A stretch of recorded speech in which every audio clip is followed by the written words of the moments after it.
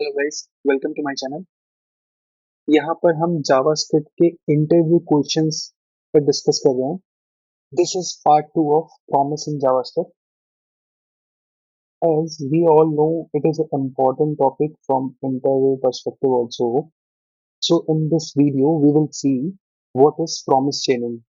When we have to handle more than one promise, we will use promise chaining. Promise dot then हमेशा हमको क्या return करता है? एक प्रॉमिस रिटर्न करता है।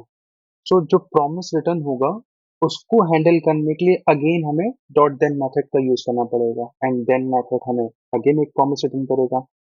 तो ये चीज चलती रहेगी। तो let's see with an example. मैं यहाँ पर एक प्रॉमिस दे देता हूँ, प्रॉमिस वन। ओके, मुझे अगर इसको हैंडल करना होगा तो promise one dot then then के अंदर एक call back and we will console dot log first. Okay, so यहाँ if we return something, so that will become a promise. Like if I return 10, so in method return a promise and the result of that promise is 10. So if we didn't write the return statement, that will also return a promise because the then method return a promise, but with the undefined result. तो अगर मैंने यहाँ पर return 10 हटा दिया, तो still अभी भी यहाँ पर प्रॉमिस तो रिटर्न हो रहा है, बट उसका रिजल्ट क्या है? Undefined.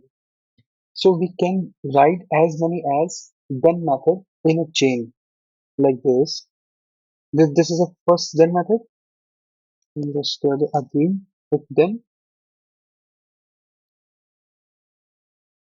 console.log. This is second dot then.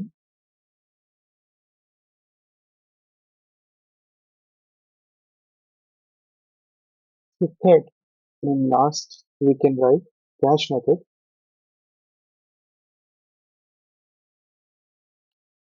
if there is any error in promise. Okay, तो इसका एक बार रिजल्ट क्या करते हैं, देखते हैं क्या आता है।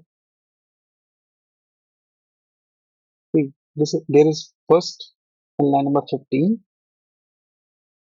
this one. उसके बाद हमको वापस अगले दिन में हमको क्या मिला? Console dot log second and then next दिन में थर्ड। तो जब हमें एक से ज्यादा प्रॉमिस हैंडल करने होते हैं तो हम प्रॉमिस चेन का यूज करते हैं। ओके, तो पहले हम यहाँ पर कुछ चीज देखेंगे कि रिजल्ट कैसे आता है इसका। तो मेरे पास एक प्रॉमिस है, प्रॉमिस वन। इसको हमने हैंडल किया डॉट देन से। देन के अंदर मैंने एक वेरिएबल ले लिया result and then console dot log result and we will return result. मैं पहली बार प्रॉमिस को हैंडल किया तो हमको पता है ये मेरी कंडीशन सही है तो रिजॉल्व चलेगा।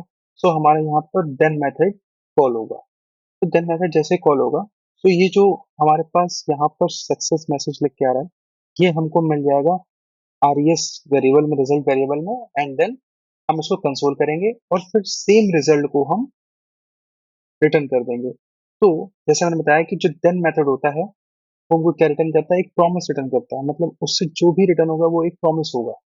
तो अगेन अगर ये प्रॉमिस है तो फिर हम इसको रिजॉल्व करने के लिए अगेन हम दूसरा देन लगा सकते हैं। So dot then result one console dot log result one. File save की and we will see success and success। तो लाइन नंबर 16 पे इसका कंसोल का सक्सेस है, console dot log. And then again line number 20 पे जो कि हमने यहाँ से रिटर्न किया था ये आरईएस वेरिएबल, ये रिजल्ट हमको मिलता है यहाँ पर आरईएस वन में, रिजल्ट वन में। तो सपोज अगर हम यहाँ से कुछ भी रिटर्न नहीं करेंगे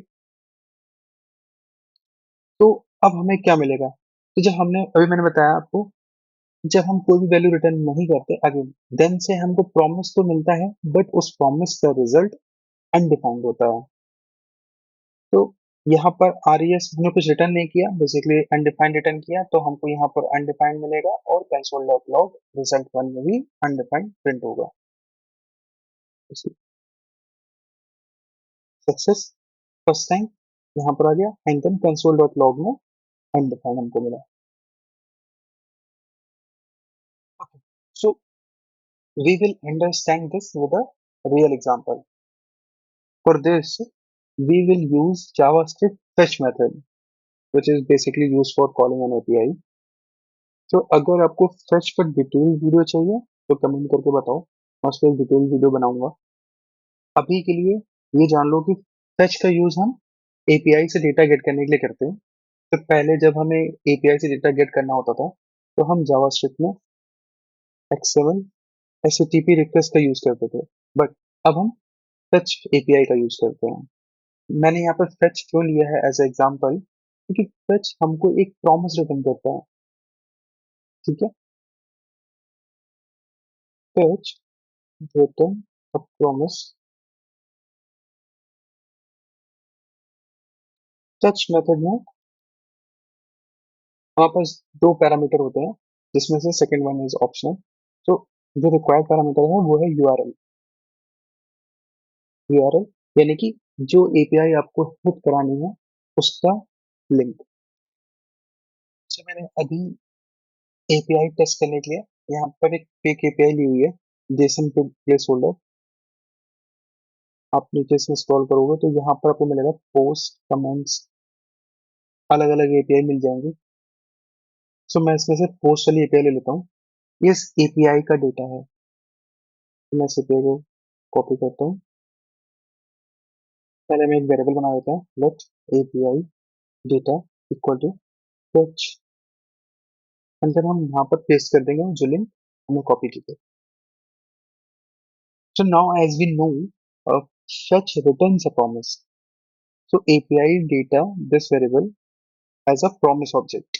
ओके, अब हमें प्रॉमिस मिला तो हम इसको हैंडल करेंगे, और हैंडल करने के लिए हमें देन लगाना पड़ता है, और then response, then console.log response। तो यहाँ पर कंसोल में वो रिस्पॉन्स आ जाएगा जो कि हमको फेच रिटर्न ला के देगा। so we will save this file, just check it। यहाँ पर हमको एक रिस्पॉन्स ऑब्जेक्ट मिलता है जिसमें डिफरेंट डिफरेंट प्रॉपर्टीज और मेथड्स होते हैं। Just it is just use to inspect the response, like आपका स्टेटस क्या है, status code, status text, to get the exact result. Exact result क्या है, हमको तो ये चाहिए था ना, पोस्ट सारे पोस्ट चाहिए थे। तो to get the exact result from this object response object we have to use a JSON method. तो अब मैं यहाँ से अगर ये रिस्पॉन्स को रिटर्न कर दूं तो क्या होगा कि ये जो देन मेथड है इसने हमको एक प्रॉमिस रिटर्न किया और उस प्रॉमिस का रिजल्ट वो रिस्पॉन्स ऑब्जेक्ट है। ठीक है, तो अब जो प्रॉमिस आएगा उसको रिजॉल्व करने के लिए हम डॉट देन प्रेस लगाएंगे, dot then data console dot log data and data dot JSON. JSON method किसी भी डेटा को जावास्क्रिप्ट ऑब्जेक्ट के फॉर्मेट में पढ़ने के लिए यूज होता है। तो इसके नाम पे आप मत जाना, जेसन है तो वो जेसन के फॉर्मेट में रिजल्ट देगा। जेसन यानी कि एक स्ट्रिंग, स्ट्रिंग के फॉर्मेट में हमको रिजल्ट नहीं मिलता, यहाँ हमको ऑब्जेक्ट के फॉर्मेट में रिजल्ट मिलता है। तो वो बेसिकली आपको एक जेसन को कन्वर्ट कर देता है लास्ट में जावास्क्रिप्ट ऑब्जेक्ट में। हम इसको एक वेरिएबल में सेव कर लेते हैं, data one equal to data dot JSON and then console dot log data one. तो यहाँ पर क्या हुआ, ये जो कंसोल डॉट लॉग में जो रिस्पॉन्स आया था जो कि हमको बेसिकली टेक्स्ट से मिला था, वो रिस्पॉन्स, और हमने फिर वही रिस्पॉन्स अगले देन मेथड में मैंने पास किया एज अ डेटा। तो कंसोल डॉट लॉग डेटा की वैल्यू और कंसोल डॉट लॉग रिस्पॉन्स की वैल्यू सेम होगी।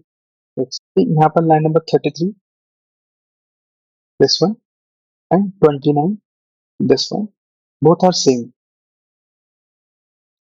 फिर एंड देन हमने डेटा को जेसन में पढ़ा एंड उसको हमने सेव किया डेटा वन में, तो console dot log data one. अब देखो यहाँ पर हमको एक प्रॉमिस मिला है, राइट? प्रॉमिस, क्योंकि data dot JSON method again हमको एक प्रॉमिस रिटर्न करता है।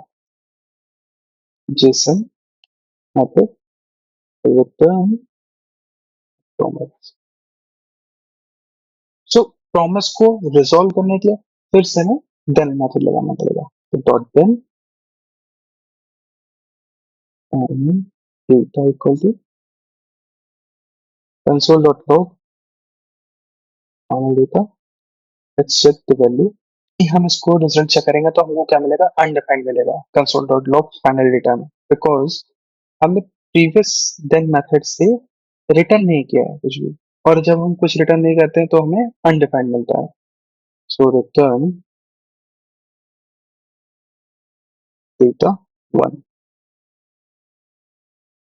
यहाँ पर हमको प्रॉमिस में एरर रिजल्ट मिला, वही एरर रिजल्ट हमको यहाँ पर प्रिंट होकर लिखा है। तो जो फाइनल रिजल्ट है वो यही है, जो कि यहाँ पर सारे पोस्ट हैं, वही सारे पोस्ट हमको यहाँ पर मिलेंगे, 100 पोस्ट।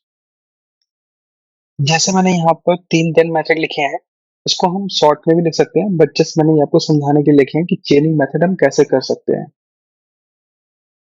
अगर हमें इसको शॉर्ट में लिखना होता तो हम ऐसे लिखते, जो हमने यहाँ पर डेटा डॉट जेसन लिखा है, हम यहीं पर ही रिस्पॉन्स में जेसन लगा देते हैं, रिस्पॉन्स डॉट जेसन। तो फिर हमें इस पिन की जरूरत नहीं पड़ती। हम यहाँ से हमको रिस्पॉन्स डॉट जेसन से जो डेटा रिटर्न हुआ वो हमको यहाँ पर मिल गया इस डेटा वेरिएबल में, console dot log data, and then हमें इसमें से किसी की भी जरूरत नहीं पड़ती।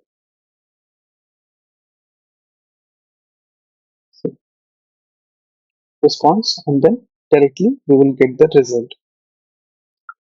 So basically हम यहाँ पर कर क्या रहे हैं कि यहाँ पर हम एक प्रॉमिस को दूसरे देन मेथड में पास कर रहे हैं, right? यहाँ पर हमको प्रॉमिस मिला, हमने उसको यहाँ पर पास किया, फिर हमको यहाँ पर एक प्रॉमिस मिला, हमने उसको नीचे पास किया। So we are passing promises down to then method, ठीक है? So I just want to give one more simple example for chaining and passing promises down to another then method. सो मैं यहाँ पर एक और एग्जांपल देता हूँ चेनिंग मेथड का, बहुत सिंपल एग्जांपल है जिससे सबको समझ में आ जाएगा। लेट प्रॉमिस टू वो promise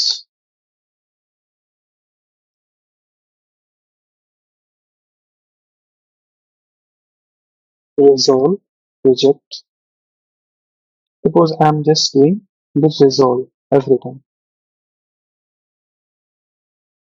So promise to dot then, and यहाँ से मैं रिटर्न करूंगा 10। सो मेरा ये देन मेथड एक प्रॉमिस रिटर्न करेगा जो जिसका रिजल्ट क्या है? 10।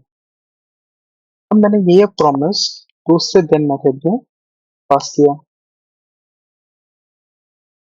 डेटा, ठीक है? सो कंसोल डॉट लॉग डेटा, ये डेटा जो है वो क्या प्रिंट करेगा? 10 प्रिंट करेगा, ठीक है? मैंने यहाँ से रिटर्न किया डेटा प्लस 20, तो डेटा में क्या था? 10, 10 प्लस 20 इट इज 30। अब ये रिटर्न होगा, सो अगेन देन से एक प्रॉमिस रिटर्न हुआ जिसका रिजल्ट 30 है। तो ये हमने नेक्स्ट में पास कर दिया, नेक्स्ट देन में console dot log data one. अब ये डेटा वन अगेन क्या प्रिंट करेगा? 30, राइट?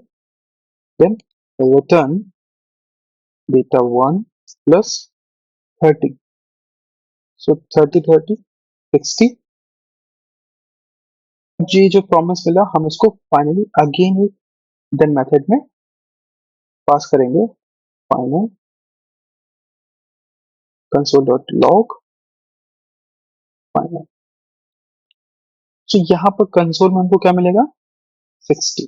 जब तक आपको एक प्रॉमिस में से फाइनल रिजल्ट नहीं मिल रहा, तब तक आप उस प्रॉमिस को रिजॉल्व करते रहोगे, और उसको रिजॉल्व करने के लिए या हैंडल करने के लिए हमें देन मेथड का यूज करना पड़ेगा।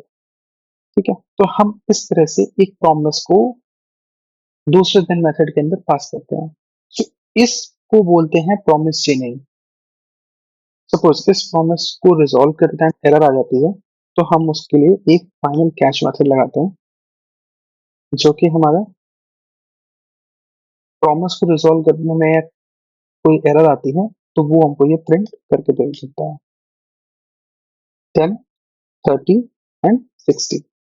So first it will print 10, and then it will print 10 plus 20, that is 30.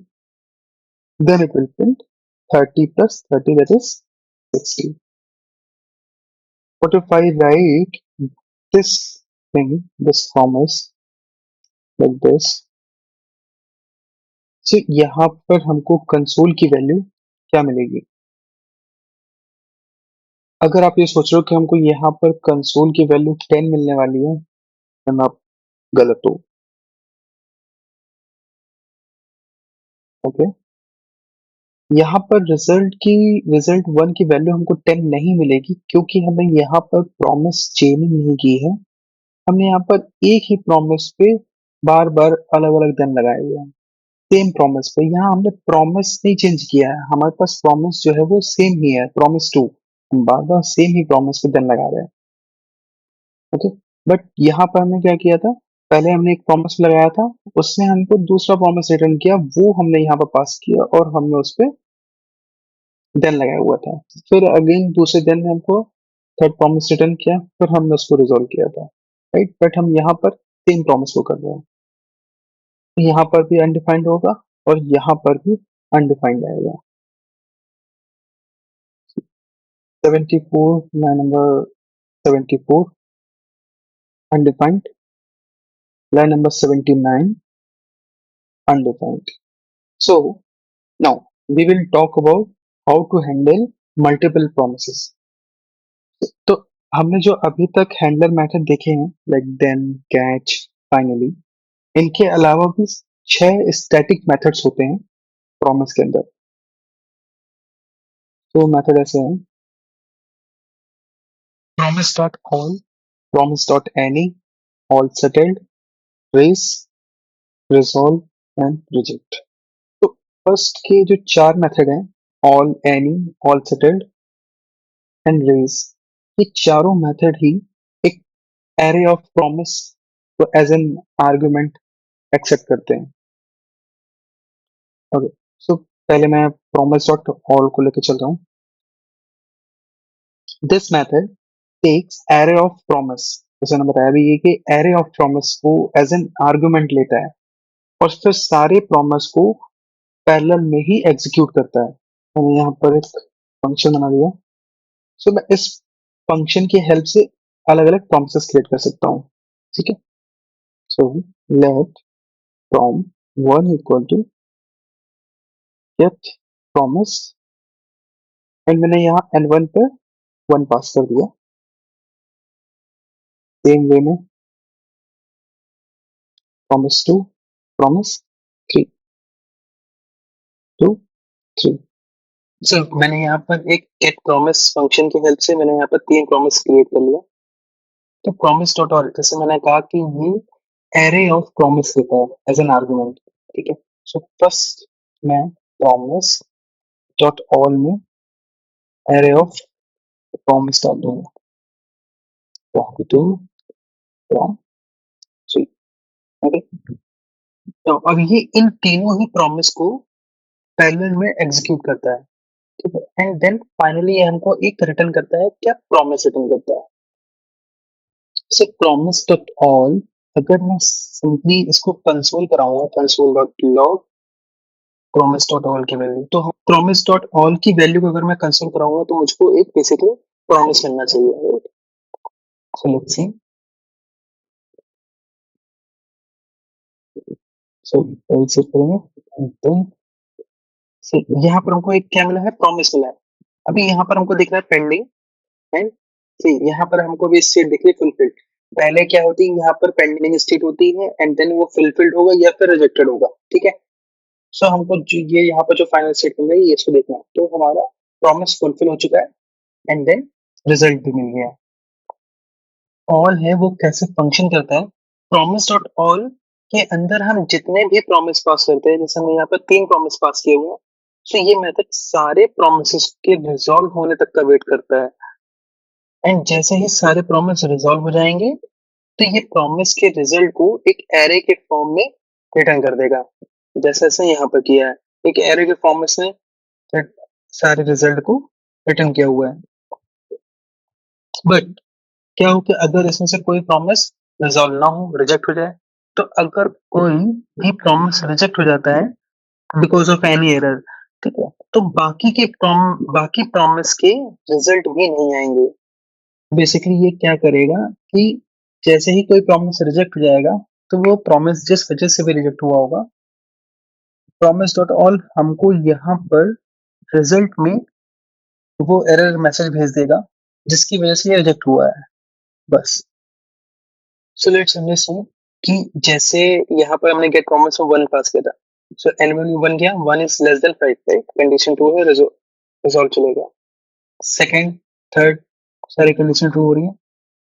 But अगर मैं यहाँ पर दे दूं, सपोज यहाँ पर नहीं, मैं यहाँ पर दे देता हूँ 5, तो 5 इज लेस देन 5 फॉल्स, सो यहाँ पर रिजेक्ट कंडीशन चलेगी।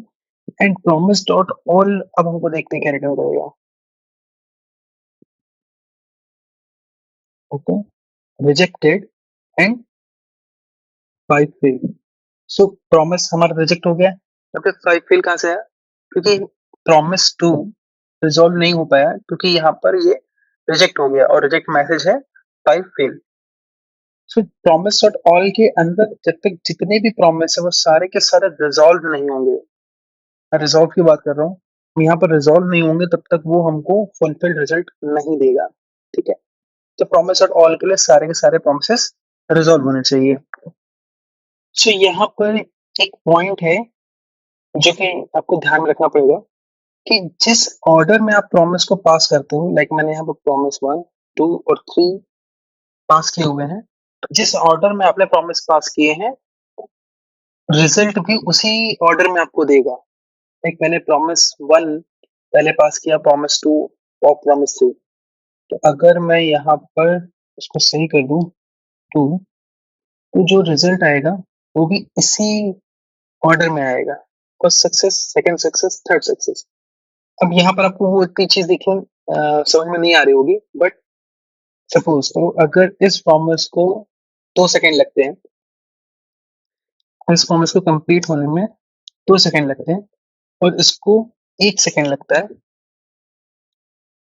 1 सेकंड लगता है, तो ऐसा नहीं होगा कि पहले वो इसका रिजल्ट दिखा दे, नहीं, वो इसी का रिजल्ट दिखाएगा जिस ऑर्डर में पास किए गए होंगे, ना कि जिस ऑर्डर में वो कंप्लीट हो रहे हैं। तो मैं इस चीज को एक एग्जांपल से समझा देता हूँ। मैंने एक फंक्शन बनाया मेक प्रॉमिस, ये हमको प्रॉमिस रिटर्न करेगा जैसे हमने यहाँ पर गेट प्रॉमिस बनाया हुआ था, सेम वैसे ही।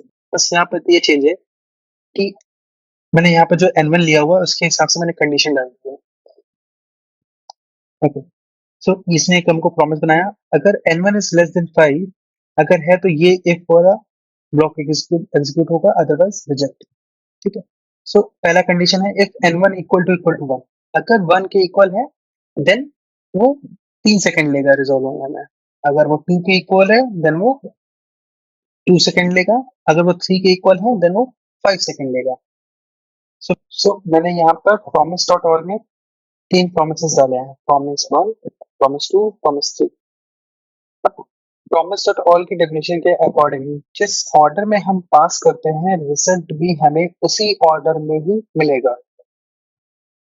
सो यहाँ पर जो प्रॉमिस 1 है इसमें n1 की वैल्यू 1 है, राइट, सो 1 वाला 3 सेकंड लेगा, तो प्रॉमिस 1 3 सेकंड, प्रॉमिस 2 जो यहाँ पर 2 है वो आपका 2 सेकंड लेगा, 2 सेकंड, एंड देन जो प्रॉमिस 3 है वो मेरा 5 सेकंड लेगा,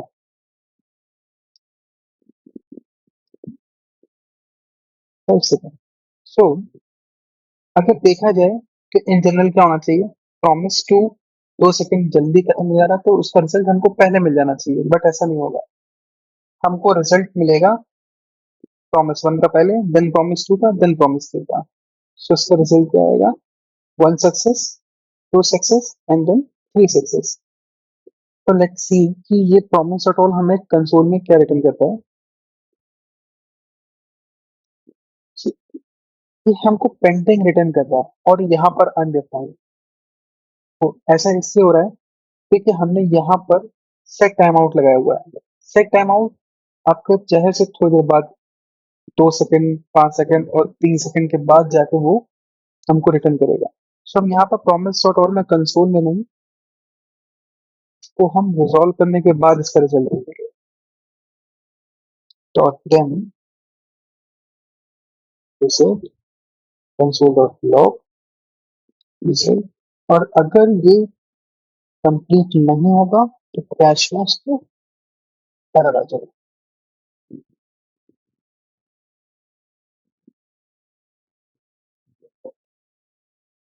सी one success, two success and three success. So मैं यहाँ पर एक पॉइंट को थोड़ा डीप में डिस्कस करूंगा, क्योंकि कभी कभी इंटरव्यू में ऐसा घुमा कर पूछ लेते हैं। जैसे एक सिंपल एग्जांपल की तरह, जो प्रॉमिस डॉट कॉल में हमने जो यहाँ पर प्रॉमिस पास किया हुआ है, बेसिकली वो हमारे एक्चुअल में प्रोमिस हुआ है, राइट। बट क्या हो कि अगर हम यहाँ पर एक एम्प्टी एरे पास कर दें तो ये कैसे वर्क करेगा? प्रॉमिस डॉट कॉल में अगर मैं एक यहाँ पर एम्प्टी एरे पास कर देता हूँ, so if the array pass is empty, तो जो प्रॉमिस डॉट कॉल है वो एक सिंक्रोनसली वर्क करता है। सो यहाँ पर जो प्रॉमिस रिटर्न होगा, प्रॉमिस तो इसलिए रिटर्न नहीं होगा, वो ऑलरेडी फुलफिल्ड होगा। फुलफिल स्टेट में ही हमको मिलेगा, जिसको हम कह सकते हैं वो सिंक्रोनसली ही वर्क किया है। तो ये केस होता है जिसमें हमने एम्प्टी पास किया। और एक केस ऐसा भी हो सकता है जिसमें एम्प्टी तो नहीं हो, बट वो नॉन प्रॉमिस वैल्यू है। नॉन प्रॉमिस वैल्यू कैसे होती है? जस्ट लाइक मैंने लिख दिया 10, 20 देन 30। तो ये जो वैल्यूज तो हैं एरे में नॉर्मल वैल्यू है, बट ये प्रॉमिस नहीं है, right.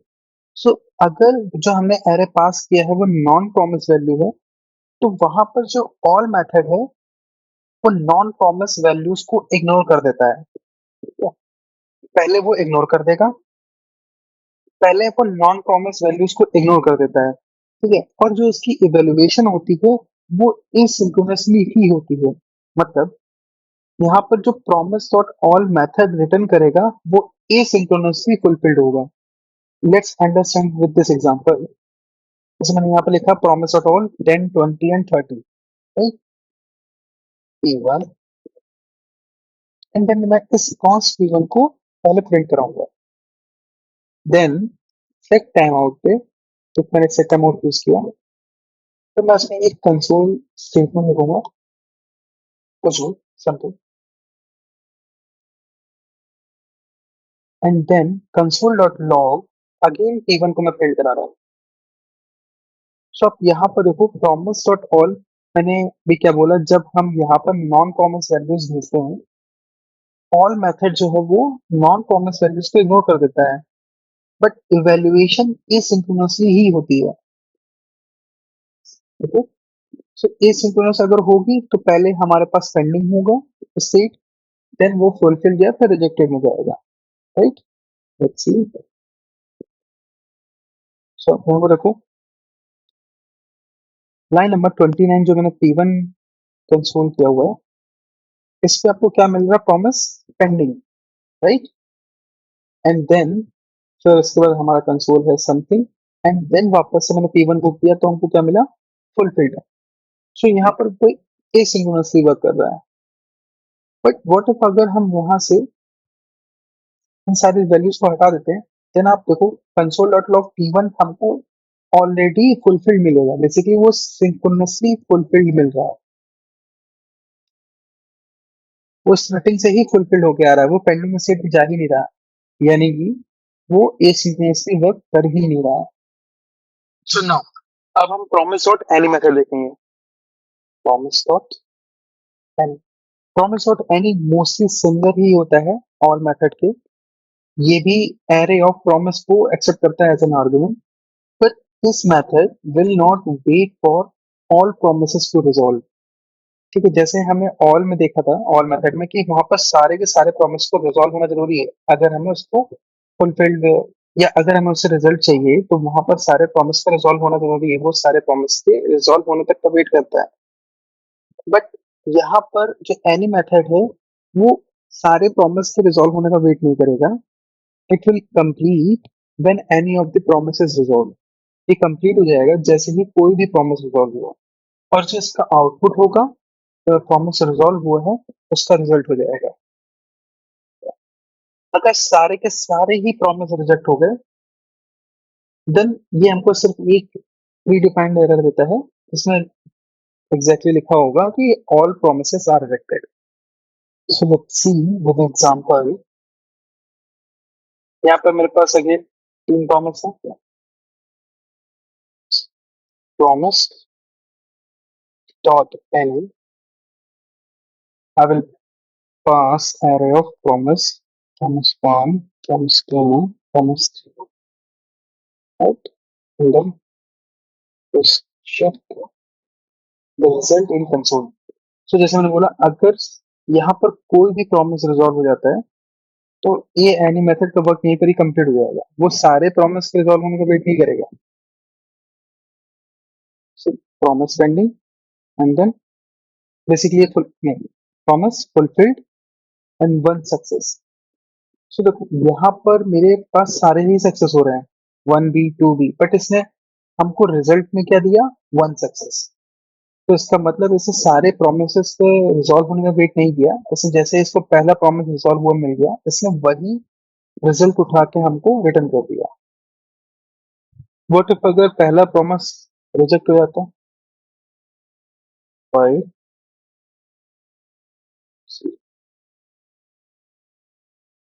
Second second success. So second, because second promise हमारा सबसे पहले रिजॉल्व हो रहा है, तो उसने उसी पे हमको रिटर्न कर दिया। तो सपोज कि अगर इसमें से कोई भी प्रॉमिस आपका रिजॉल्व नहीं होगा, देन एक एरर आती है, aggregate error, all promises were rejected. Simple. If I resolve it by using then and that dot then resolve also the log result match error into the log error। So, हमको यहाँ पर error मिला, और अगर ये resolve होगा तो वहां पर हमको उस केस में रिजॉल्व का रिजल्ट मिल जाएगा। सो आज के टॉपिक में बस इतना ही। Thank you guys for watching, don't forget to subscribe.